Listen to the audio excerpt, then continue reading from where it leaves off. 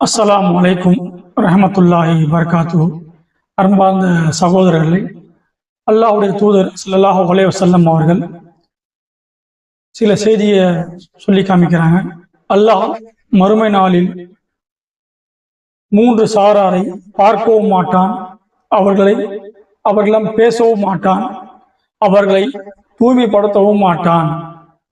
அப்படி சொல்லும்போது அல்லாஹ்வுடைய தூதர்கிட்ட சஹாபாக்கள் கேட்கிறாங்க, யார் அதுன்னு கேட்கும்போது, தன்னுடைய ஆடையை கரண்டை காலுக்கு கீழே, பெருமையின் காரணமாக கரண்டை காலுக்கு கீழே அணிபவர் முதல் சாரார். இரண்டாம் சாரார் யாரு? செய்த தர்மத்தை சொல்லி காட்டுபவர். இரண்டாம் சாரார் யாரு? செய்த தர்மத்தை சொல்லி காட்டுபவர். மூன்றாம் சாரார் பொய் சத்தியம் செய்து தன்னுடைய பொருளை விற்கக்கூடிய வியாபாரி. இன்னைக்கு நாம பார்க்க போறது யாரு? முதல் சாராரை குறித்து நீங்க பார்க்க போறோம். அந்த முதல் சாரார் யாரு? ஆடையை பெருமையின் காரணமாக கீழே தொங்க விட்டு செல்லக்கூடிய நபர். இன்னைக்கு பார்க்கிறோம். ஆடை அணிவதற்கு ரசூலுல்லாஹ் சில ஒழுங்குகள்லாம் சொல்லி கொடுத்துருக்காங்க. ஆடை அணிவதற்கு சில ஒழுங்குகள் இருக்கு.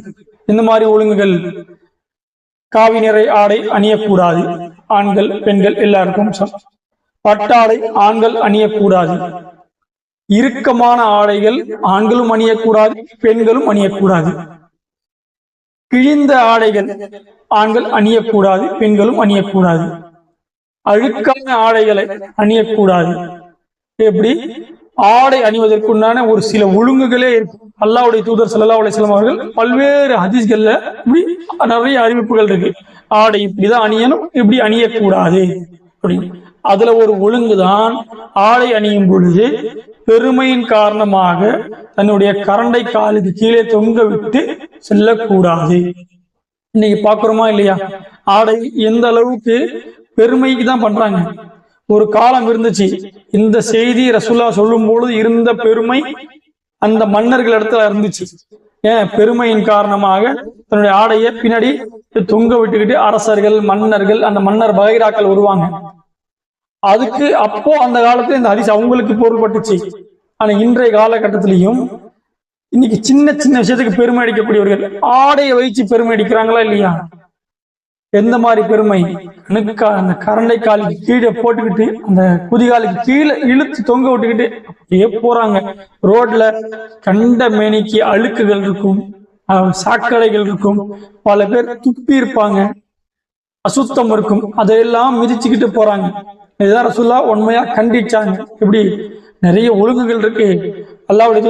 அல்லாஹ்வின் தூதர் ஸல்லல்லாஹு அலைஹி வஸல்லம் கூறினார்கள், உனது கீழாடையை கெண்டைக்காலின் பாதி வரை உயர்த்திக்கொள், இதனை விரும்பாவிட்டாலும் கரண்டை கால் வரை அணிந்து கொள்.